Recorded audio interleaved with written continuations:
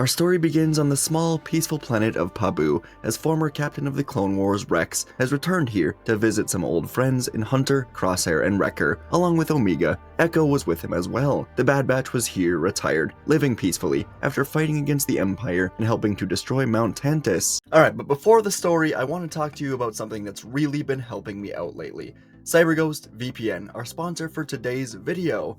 And look, I'm sure you've all heard of VPNs before, but this is one of the best possible ones that you can get, with over 38 million users worldwide and over 20,000 excellent reviews on Trustpilot.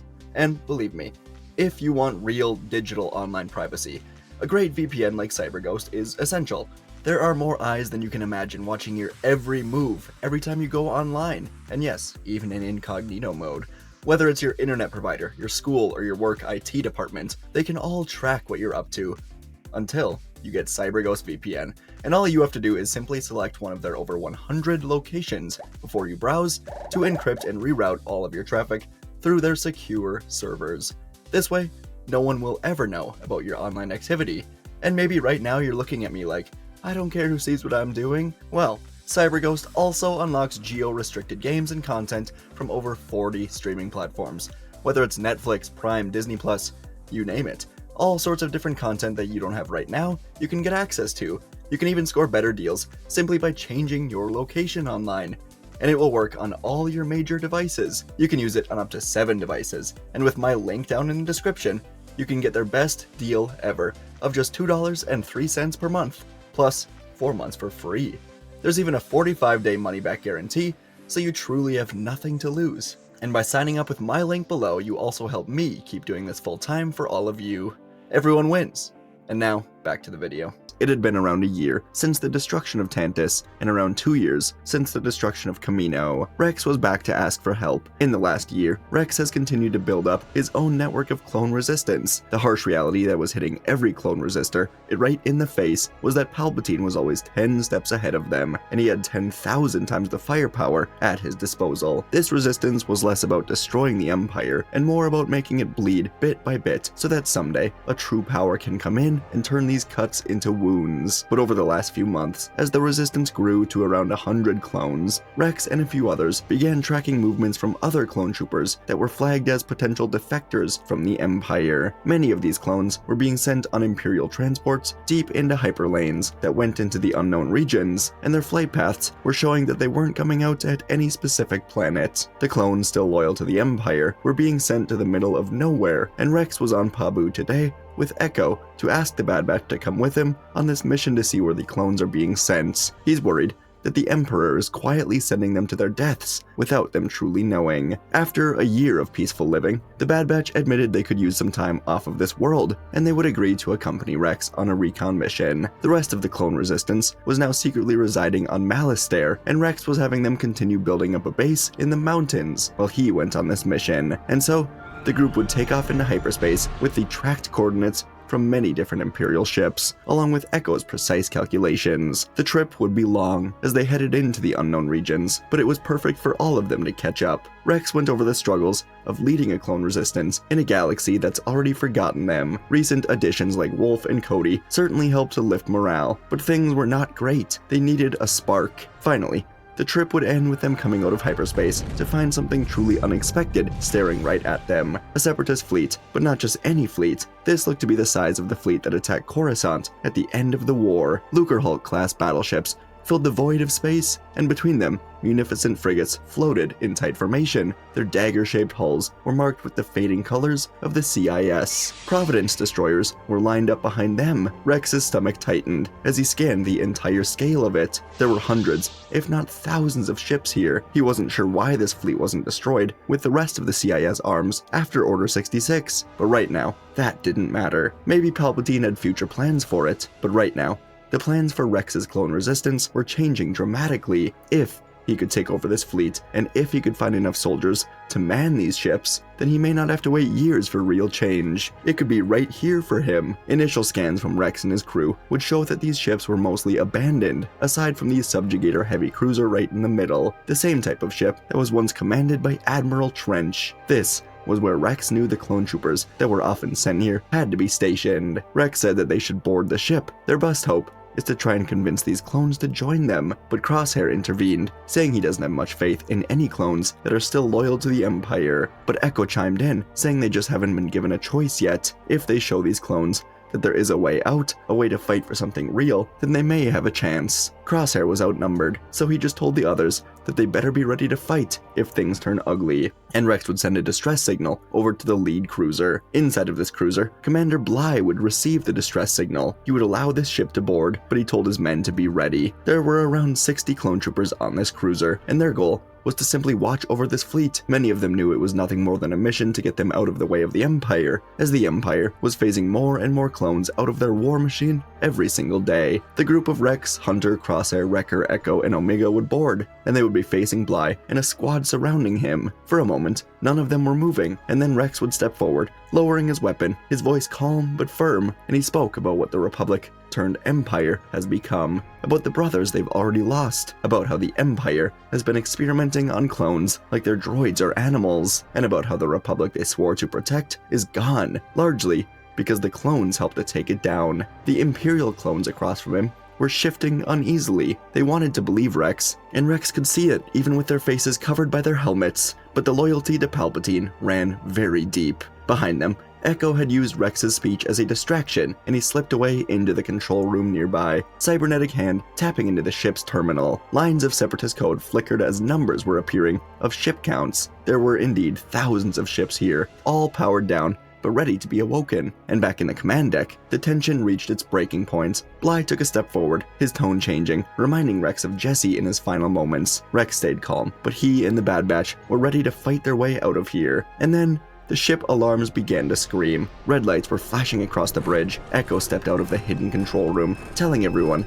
he may have just tripped a security line. Before anyone could think, familiar blaster fire tore through the command deck as super battle droids flooded in, their heavy steps shaking the floor. Rex dove behind a console, firing precise bursts that dropped the droids in waves. Wrecker laughed with excitement as he grabbed a fallen piece of a Vulture droid, swinging it around like a club, smashing into 2 droids before throwing it into the crowd of other droids. Hunter moved fast, buying time for Bly's troopers to regroup behind cover in the main hangar. Crosshair ran and got to a perch. Every shot was clean and perfect, and Bly fought like a soldier who was just reborn, blaster cutting down droids as his men were fighting beside him. Wave after wave of these droids were crashing through the doors, but the clones did not fall back. Wrecker tore through a super battle droid and used its own arm cannon against the next group. Hunter pulled a trooper to safety as Crosshair covered them with deadly sniper bolts. Bly got back to back with Rex as they circled around, taking out droid after droid, protecting the rest of the clones. And it was all so familiar, clones fighting together, brothers with the same cause, like they'd trained together all along. And although a few clones were falling, this moment was truly rejuvenating for the group. When the last of the droids fell, the deck was littered with wreckage, and the clones stood together, Bly and the men realizing they were held back by fear and the thought that the old ways were dead. But fighting with Rex and the others, seeing that there was hope of restoring the old ways with their brothers, it inspired them. And in the days that followed the fight aboard the subjugator cruiser, the dark, empty halls of the CIS ships would become alive again. Bly stood beside Rex in the command chamber as the old CIS systems flickered to life one by one. Massive screens were glowing with ship schematics and activation codes that hadn't been touched in years. Together, they would work to awaken the dormant fleet, and all the while, Bly's men dispersed across the other ships. Each activation brought new potential. To the galaxy, it would look like the ghosts of the Confederacy had returned, but this time, these served the clones, and the clones were going to try and serve the people who once believed in them and in the Republic. And a small resistance would soon grow into a reborn army. Bly was sending his troops to recruit others, whether they were clones or citizens, rising up against the Empire. Clone trooper squads broke off into small strike teams, infiltrating Imperial bases, recovering old clone data to track down brothers who were still alive, still trapped in service to an Empire none of them truly cared about. One by one, they came to join Rex's clone resistance. Rex reached out to Wolf and Cody back on Malastare, and soon, the first full company of the clone resistance arrived to the hidden fleet. They were veterans, outcasts, deserters, brothers, every one of them ready to fight again. And although they never truly spoke of the Jedi, so many of the clones were beginning to see that the Jedi massacre was deeply wrong. This helped to fuel them, and under Rex's command, they would turn their old fleet into their weapon. The attacks were beginning with small strikes, trying not to alert the Empire to just how massive this uncovered fleet truly was. Palpatine, of course, knew of the hidden CIS reserve fleet, but it was in the back of his mind. He was focused on eternal life, along with ensuring that his hold over the galaxy does not break. It would begin with a single munificent frigate emerging from hyperspace to strike an isolated Imperial outpost on a moon of Bogdan. A wave of clones would take control of gunships, liberating their brothers inside. TK stormtroopers fell by the dozens, unprepared for the strength and the fury of the men that they were replacing. Some clones still serving the Empire were captured, and when they saw the truth, many chose to join. Others that were unwilling to fight were given ships and freedom. Every mission was expanding the resistance, and every victory added to the confidence of the men fighting back against the Empire. Over months, the movement was spreading like a disease to the Empire, all throughout the Outer Rim. Imperial convoys were vanishing, garrisons would just go dark in a single night, whole sectors were lost to an enemy that the Empire was not yet acknowledging. To Imperial High Command, it was just a nuisance in the Outer Rim, not yet worth the uproar that would be created if they acted like it was a true threat. That arrogance was becoming their weakness. As the first year passed since the discovery of the fleet, the clone resistance grew into an army with thousands of ships manned by clones, along with the emergence of the first true rebels that were not clones. Civilians who had suffered under Imperial rule would join them, many guided by Bail Organa and his network that funneled supplies and intelligence into the hidden fleet, keeping it alive and unseen. By the time the Empire finally took true notice, it was too late. The clones had become a movement that carried the fire of those that fought alongside the Jedi and clones for the Republic. Their first true test would come above the planet Rada. The Empire had begun heavily tracking Bail Organa in secret, as Palpatine had begun a slight panic behind the scenes, as he was one of the only people who knew the true extent of the fleet that had been discovered by these clones. Palpatine recently took a trip personally to the spot where the fleet was supposed to be, only to find it had been completely scattered from the area. So now, Darth Vader was on the mission to locate the head of this snake. His personal investigations were leading him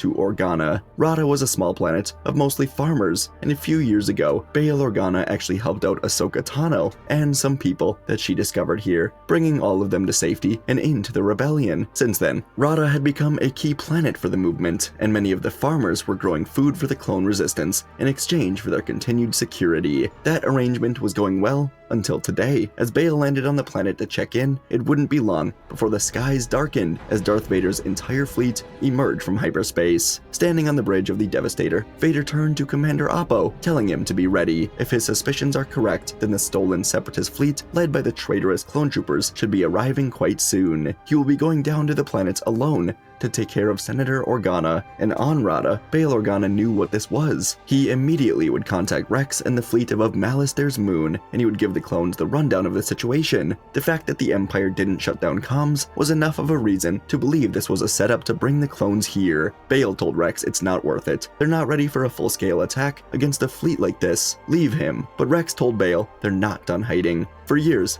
they've been building up this network, and since discovering this massive fleet, he and the others have worked tirelessly to recruit clones and rebels in the shadows, all for a moment like this. Bail sighed, knowing Rex was coming, so he gave him one final warning about something very few people knew about. Bail would tell Rex that Darth Vader is Anakin Skywalker. The hologram of Bail flickered out, and Rex was left in shock. He closed his eyes, he absorbed this information, and he would let it pass. It was time for battle. He started moving quickly with Echo and Wolf to ready their men, and enough ships to match the Empire would take off to Rada. By this point, the CIS ships were easy for them to control after extensive training. The main downside to all of this was that they could not reprogram the battle droids to side with them, and most of the clones really had no desire to work side by side with battle droids anyways. They would take the fight to Vader as humans today. In space, Commander Oppo and many other stormtroopers waited anxiously, knowing the fight was coming. And then the stars were blocked out as massive Lucrehulk battleships, Providence destroyers, and legions of munificent frigates blasted out of hyperspace in perfect formation.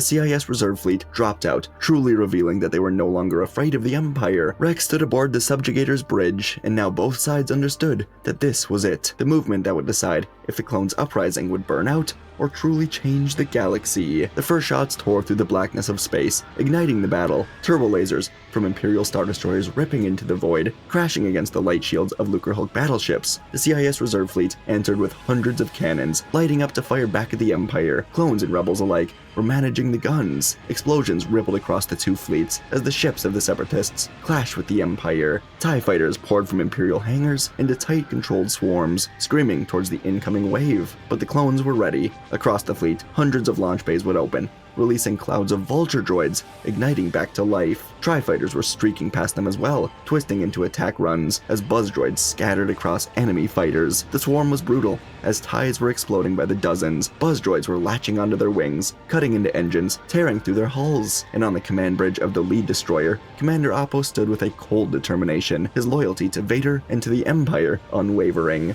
The betrayal of Rex and the others was making him sick to his stomach. He directed the Imperial attack with every ounce of discipline that the Empire had forced into him. Star Destroyers were concentrating their power on the central Separatist cruiser. But even as the Imperials fought back, Oppo could see the difference. The stormtroopers were sloppy, they carried enough fear to make them slow to adjust, and the clones took every single advantage, flying side by side with vulture droids. Another sight Oppo simply couldn't believe. Rex commanded the ship with calm but confident words and actions. Cody led the defensive ships, holding the line against flanking destroyers. Wolf and his pilots cut through the fighter ties. Bly led boarding pods into an Imperial ship, his men storming the hulls to take over an entire destroyer. The battle stretched across the planet's orbits, and from below, farmers hiding all around watched with Bail Organa as the skies were filled with fire. Through the plains, a single figure standing tall above the grass, dressed head to toe in black armor, moved towards the town to find and capture Bail. He would reveal everything about where the Resistance base secretly was, or his mind would break. Then Rex made the call. With the space battle turning in favor of the Resistance, a single large transport descended from the subjugator, cutting through the firestorm. Aboard it were 100 soldiers geared for the fight against Vader, and as Vader moved through the small town, tearing down homes, looking for anyone, he could sense the gathering soldiers around him. Before long, the clones and rebels emerged, blasters raised, and at the front, Rex would tell Vader he is surrounded. Vader felt into the Force. He looked back to Rex, an old friend of Anakin Skywalker, and he told the clone that all he is surrounded by is fear and dead men. The words didn't intimidate Rex. He would order his men to fire. The first blasts lit up the ruins in the plains, and Vader moved faster than the eye could see. His red saber sliced through the front ranks, cutting men down faster than they could reload. But there were 100 trained soldiers here. Even as men were falling in waves, blaster bolts slammed into his armor, but still, Vader advanced. The Force rippled through the air, throwing soldiers into the air, crushing their armor with ease. Grenades erupting around him, pushing Vader off balance. His armor was beginning to be torn apart under the assault, sparks bursting from his chest plate as more bolts found their mark. Vader cut down dozens more, the battlefield littered with fallen brothers, but they were not retreating. Vader's cape burned away. His mask was cracked, his breathing ragged as the chest plate was blasted. Rex led the last charge through the haze, his men firing non-stop. Vader's movement slowed, his armor was beyond worn, lightsaber flickering from damage. A bolt tore through his shoulder, another scorched into his chest. He swung his saber one final time before it shattered, the blade fizzling out into nothing. Still, he fought with the Force, but even that power began to fade. His mechanical limbs spasmed, gauntlets smoking, breathing breaking apart in shuddering bursts. One by one, the soldiers fell, until only Rex and Vader remained. Vader stood barely upright, his strength gone. He tried to use the element of surprise, telling Rex he's not who he thinks under the mask. But Rex responded coldly, saying that he already knows. He knows that the Anakin that he once knew died long ago, and Rex would fire the final bolt straight through what remained of Vader's mask. He fell, dead, and Rex stood alone in the plains as Bail emerged with the farmers. Together, they all looked to the sky. Oppo stood aboard the Devastator. Explosions rippled through the ship. He closed his eyes as flames would engulf him, marking a huge victory for the Separatist Resistance fleet. It was over, and the tides had turned in the galaxy. The war that followed saw the Separatist fleets moving quickly throughout the galaxy. Outer Rim factories, once used to fuel the Empire, were reclaimed and retooled for the clone resistance. Cities that were under Imperial occupation soon saw clones and rebels fighting together. As the year after Rada went on, the Empire tried to suppress the reports, but the stories spread across the HoloNet of soldiers fighting the Empire and winning. The fleet's power grew with every victory, growing constantly with new recruits. Whole star systems began to side with this resistance, providing resources for the continued conquest into the core worlds, heading straight for the Emperor. By the time they reached the core worlds, massive battles were won across the skies of Korolog, Vardos, Kuat, Anaxis. Imperial propaganda called it treason, but the people saw through it. Palpatine watched from Coruscant in anger. The Jedi had been purged.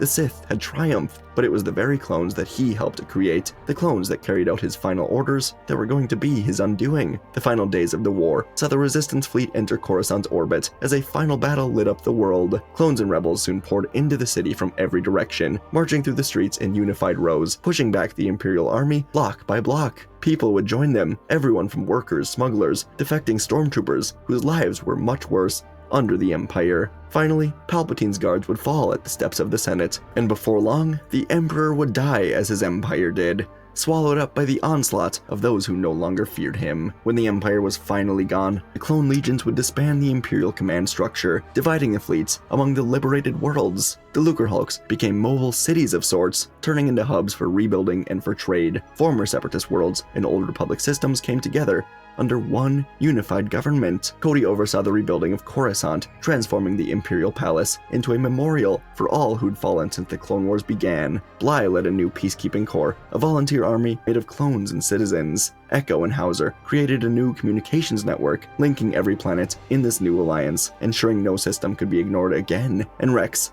the soldier who'd seen and led all of it, would fade quickly and quietly into a personal retirement. What began as an army of outcasts became the foundation of a new era. Bail Organa led in the Senate. He helped the clones bring the galaxy forward. In time, the Jedi would slowly make their return. Obi-Wan Kenobi with Luke Skywalker. Bail Organa would have Leia split time as a Jedi and Senator. The Order would not return in the thousands, like it did during the Clone War, but it was once more a presence in the galaxy, led by the two children of Anakin Skywalker, under the guidance of Obi-Wan Kenobi, in a world that was saved by the clones. And folks, that is our story for today. One I always enjoy, handling the clones post Empire, during the Empire. Post Bad, the Bad Batch kind of ends with an open, I wonder what happens here with Rex and, the clone resistance, and then we see them again in Rebels, obviously defeated. So it's cool to take them into a story where they do win. And yeah, that was the goal here today. Mainly, that's kind of how I got the story off the, ground, I guess. So enjoyed it. I hope you did as well.